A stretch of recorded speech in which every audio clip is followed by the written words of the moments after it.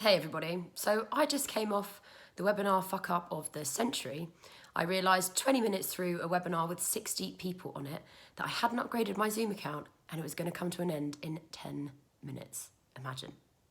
Fortunately, I managed to rescue the webinar, I think, and actually having that screw up live and in person was quite a good tool to be able to go back to when illustrating some of the tips and examples that we were going through.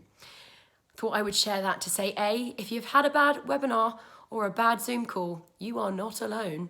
And also talk to you about the 3 things I'm telling myself right now to give myself reassurance and to stop me going totally mad. One is that I shouldn't personalize it, make it too permanent or pervasive. This was one mistake by accident, one time for one webinar. It doesn't mean that I'm useless at anything else or that nobody's ever going to join a webinar with me again or that I'm a total useless piece of rubbish. It was just a small mistake. Number 2 is trying to reassure with myself about what my friends and family would say.